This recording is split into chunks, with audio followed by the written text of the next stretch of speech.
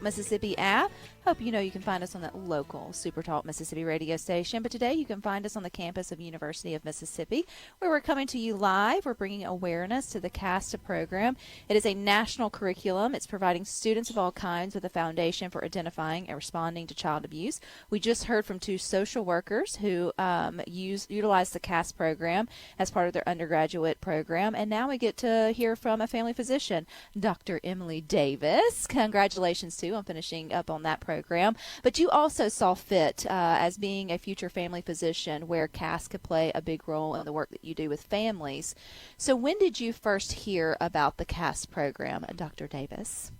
Well, it's a pleasure to be here today. I appreciate it. I'm still getting used to the doctor title. That's why I'm using it. You earned it. But I do appreciate it. I actually started at Mississippi State in 2017, and I went to Mississippi State. I knew that I wanted to go into medicine.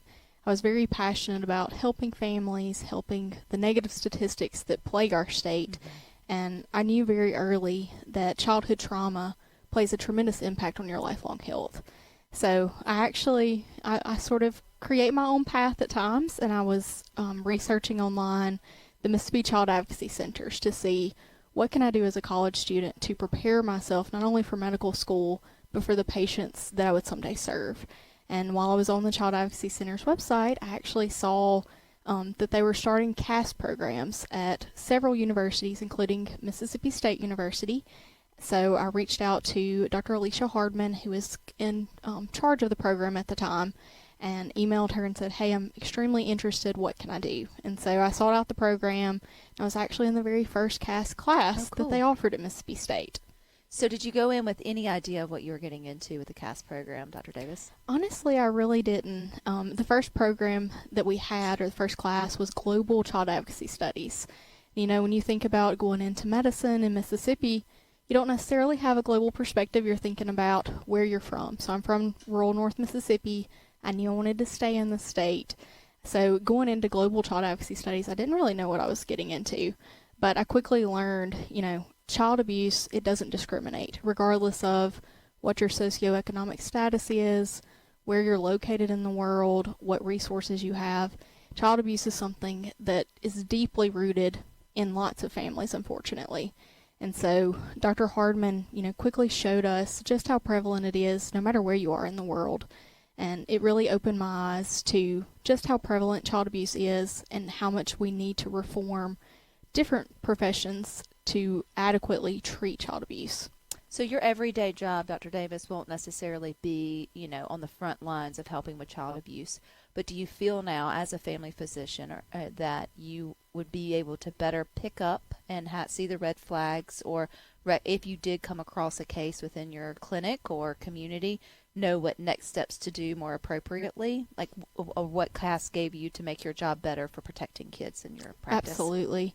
So the CAST program, I think one of the unique things about CAST, especially at universities, you have college students going into tons of professions.